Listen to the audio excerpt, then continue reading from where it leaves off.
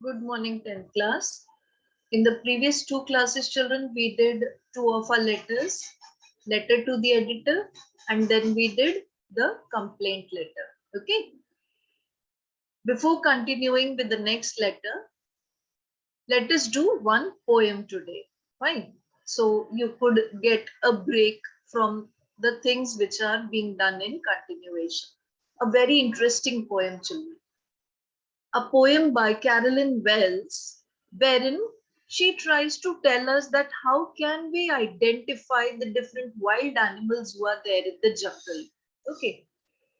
She describes all these things in such an interesting way, humorous way rather, and moreover tries to convey that these wild animals are so ferocious that for human beings staying anywhere in proximity to them, being close to them, how dangerous it could be. Okay, so let us begin with this interesting poem by Carolyn Wells.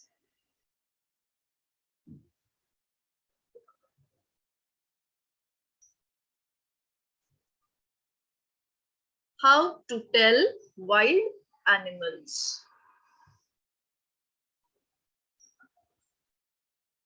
Here, Carolyn Wells was an American writer who was famous for books based on mystery.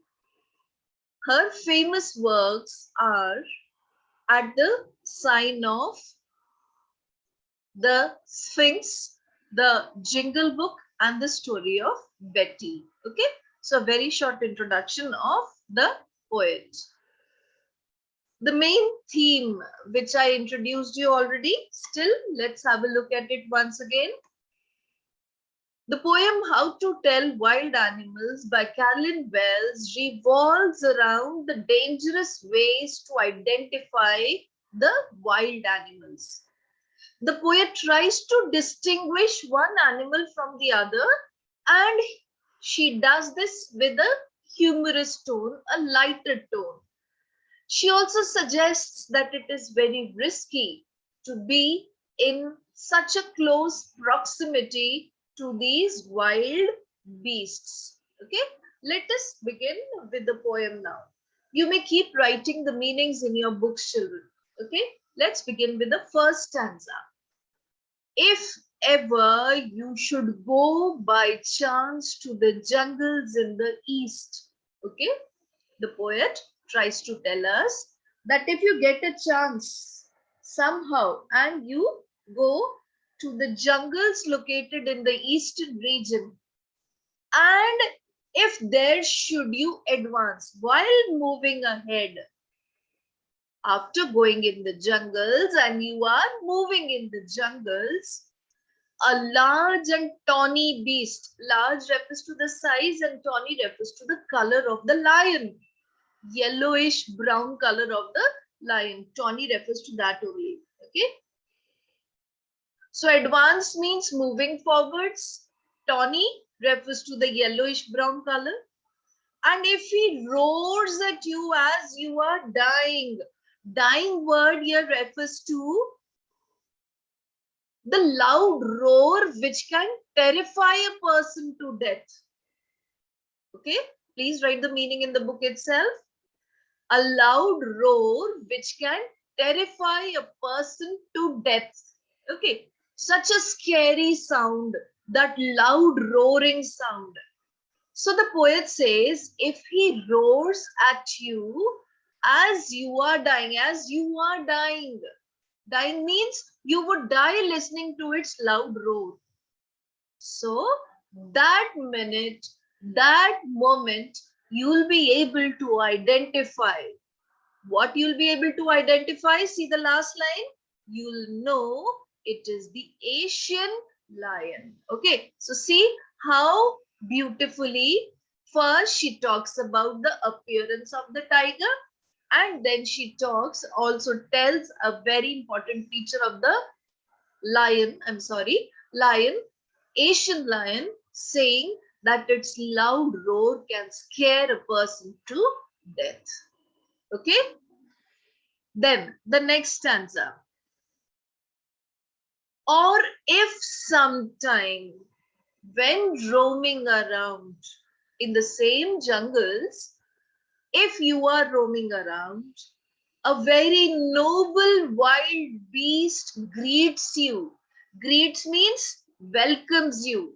And noble here refers to royal, grand, majestic.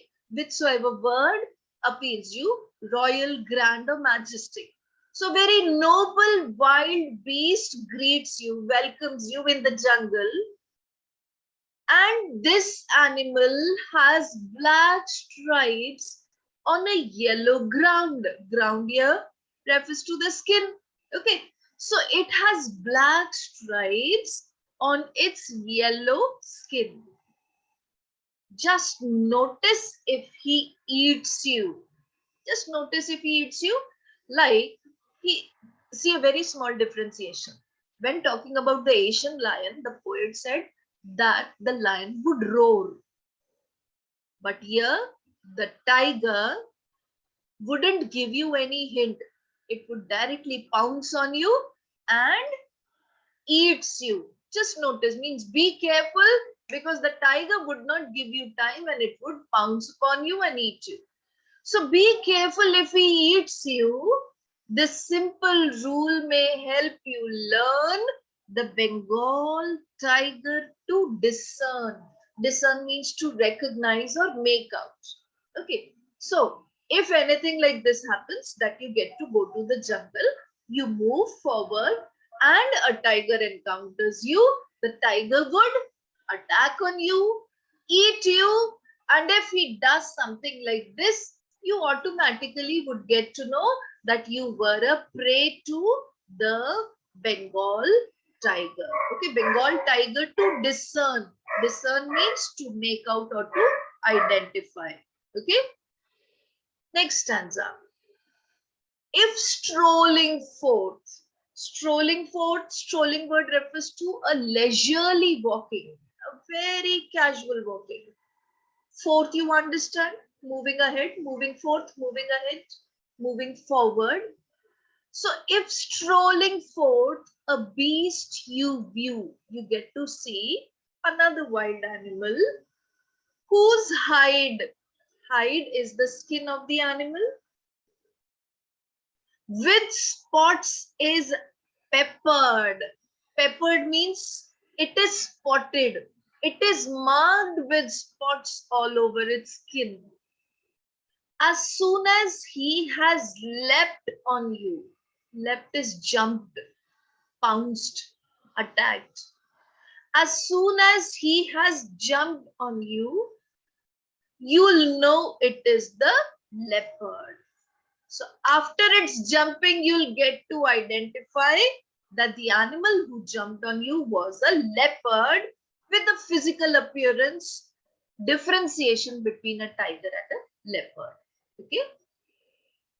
It will do no good to roar with pain. It will do no good to roar with pain means if that creature is attacking you, eating you, whatsoever pain you may be in, you may be crying with the pain, but that crying would be in vain.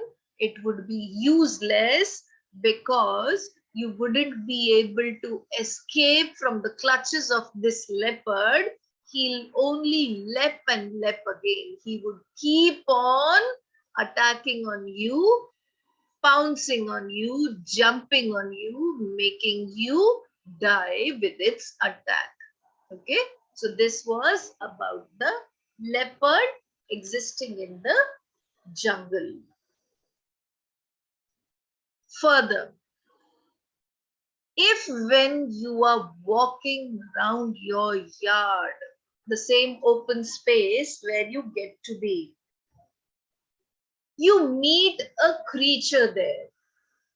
After meeting a lion, tiger, then a leopard, he says, you wish to explore much more things in the jungle.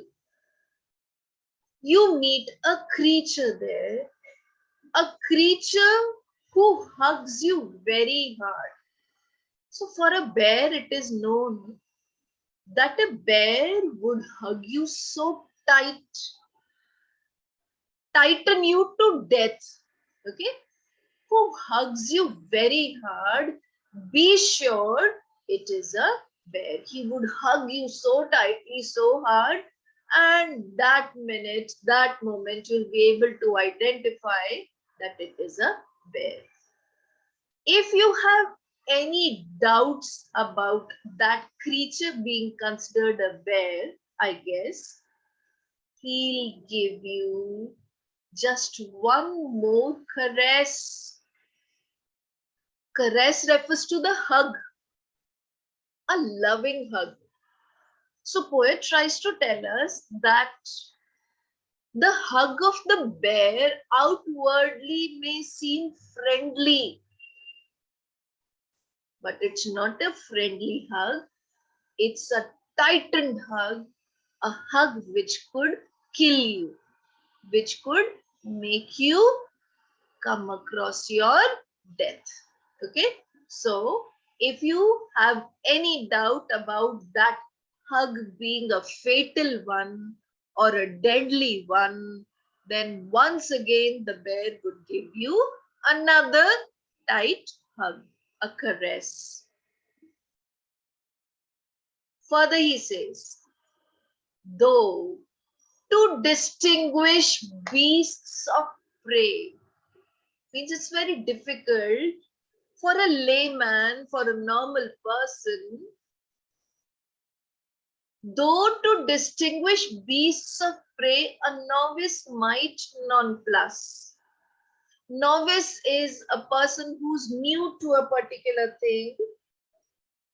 According to the textbook also, someone doing something for the first time, being new, might nonplus. Okay. Might nonplus means might be nonplussed, and nonplus means puzzled or confused. Okay. So a new person in the jungle may get confused how to differentiate between the different wild animals. And according to the poet, two creatures are the best examples who could confuse you. You wouldn't be able how to distinguish them. Why? Okay, why we'll discuss later. Let's see which two creatures he gives examples of. One of the crocodile. The crocodile, you always may say that it's very difficult to distinguish or differentiate. Tell from the hyena thus. Okay, hyena. What is known for both these creatures is that these hyenas come with merry smiles. Come with merry smiles means they have a very peculiar way of attacking their victims. Okay, they would give a very fishy smile, a very peculiar smile, and a very typical kind of laughter they give, weird smiles while they are attacking their victim. Okay, so they come with merry smiles means that weird, typical, peculiar smile with which they are trying to attack their prey. But if they weep, they are crocodiles. And for crocodiles, something very ironical, which is known as that the crocodiles pretend to weep before they are attacking or killing their victims. Okay, so if they weep, they are crocodiles, and if they come with merry smiles, they are hyenas. So basically, both the creatures, outwardly, whatsoever they may be pretending, but inwardly, they also may attack you, they also may kill you. Further, the true chameleon is small in size. It's a lizard sort of a thing. Talking about the chameleon who exists in the jungles, that it looks like a lizard. He hasn't any ears at all and not a single wing. When the poet says that he doesn't have any ears and not a single wing, he basically tries to tell us that up till now we were able to identify the creatures because of something in their physical appearance. But identifying a chameleon is very difficult because no ears, no wing, nothing at all which could make us feel that yes, this animal exists around. And if there is nothing on the tree, means you won't even get to know its presence on the tree. About the chameleon, because it could camouflage the situations around, the color around. Okay, if it's on a tree, it would give the color of the bark. If it's on the plants, on the leaves, it would give the color of those plants and leaves. So whichsoever surrounding it is, it would camouflage itself and look like the surrounding. So the true chameleon is small. It's a lizard sort of thing. He hasn't any ears at all because there are no specific features to identify this animal. And if there is nothing on the tree because it has camouflaged itself according to the color of the bark of the tree. So you should be able to know that it is a chameleon over there. Means when you notice there is nothing, it means a chameleon is there. Okay, so this was the poem which we did for today. Now I'm explaining you all the poetic devices, children. Okay, two poetic devices are new in the poem. Inversion and poetic license. So you may write these two more devices after the paradox. Okay, write these two more in your second copy. Fine, I'm explaining you the devices now. Kindly have a look.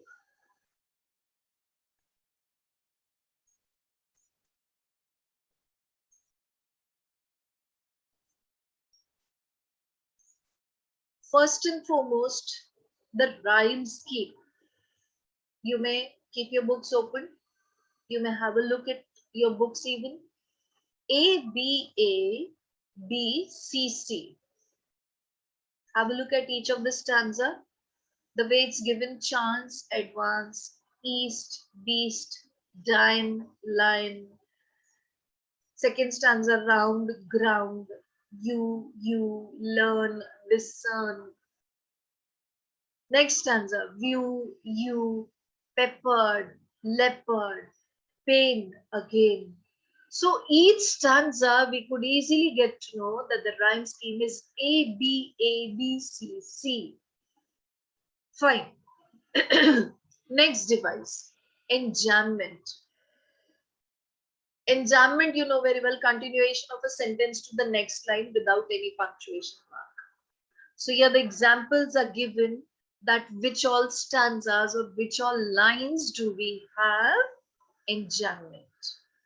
Yes, the third poetic device is a new one for you, as I introduced, inversion. Inversion means change in the format of a sentence. Okay, the poet has just the basic structure of a sentence says that it has to have a subject, then it has to have a helping verb, then the main verb, then the object, then the extra complement. This is what we usually study. But here, the poet would change the format of the sentence. The Bengal tiger to discern, or if there should you to you advance. So basically it means if there you would advance. But the poet has changed the format. So this change in the format of the sentence is inversion, and we have two examples of inversion over here. Then we have assonance. Have a look at the fourth device, assonance. Use of the vowel sound O in you should go, should to you roars. Or if sometime when roaming round, or strolling forth you whose spot do no good to roar. All these are examples of assonance. You may mark all these things in your book itself on the left hand side. I'm repeating something once again. Poetic devices, left hand side of the poem, meanings to the right hand side. Okay. Then the vowel sound E, meet a creature there, assonance. Then allusion. You know very well what allusion is. Whenever in the poem the poet refers to something which is famous, it could be a literary character, it could be a mythological character, whatever it is, when the poet refers to something, and here he is referring to the Asian lion and the Bengal tiger. So it's an allusion. Okay. Then alliteration, something which you are very well aware of. Roaming round, he has, when walking. Then the H sound in who hugs. Then been, be bear, novice, nonplus. Then TH sound in the, thus. All these are alliteration examples. Now another new device, poetic license. Now what is the poetic license? It's a liberty to the poet to change the spellings in order to create rhyme or rhythm in the poem. If you noticed what spelling of the word dying he has used, G is missing in that dying. So that is poetic license. And instead of, see, the correct spelling of the word leapt is L-E-A-P-T. And the poet uses just L-E-P. So all these are examples of poetic license wherein the poet gives himself certain liberty to change the spelling in order to rhyme. Then there is repetition, the use of the word leapt in the last line. Then there is consonance, use of L sound, heel, only, leapt, leapt. Use of G sound, single wing. Okay, so all these were the poetic devices of the poem. Now, very small 3 answers which you have to do in your first copy. Question answers with today's date appropriately put, these 3 answers to be done. How can you identify the Asian lion and the Bengal tiger? Difference between them. Asian lion has a large body and a brownish yellow color. It roars loudly when it attacks its prey, whereas the Bengal tiger has black stripes on its yellow body and it silently attacks its prey. Second question. How can you distinguish between a tiger and a leopard? A tiger has black stripes on its yellow coat. A leopard, on the other hand, doesn't have any stripes. It has spots peppered on its body. Moreover, a tiger kills only when it is hungry, whereas a leopard can kill for the pleasure of killing by pouncing continuously on its victim. Now, every animal is unique and has some special characteristics. What tricks does the poet adopt in distinguishing various wild animals? No doubt every creature is unique. Every wild animal has its own special traits, colors, size, and characteristics. The Asian lion is found in the jungles of the eastern regions. It is huge and mighty creature, and his roar is enough to terrorize a person to death. The Bengal tiger is a noble and impressive animal. His yellowish hide has black stripes over it. The leopard is very agile. It has dark spots all over its body. The moment he sees his prey, he pounces upon it without showing any mercy. The bear is known for his strong and tight hug. He hugs his prey tightly with both the hands and presses him to death. It becomes rather difficult for a novice to distinguish the varied wild animals. However, the hyenas and crocodiles can be easily recognized. Hyenas come smiling merrily while the crocodiles appear to be weeping before attacking its victim.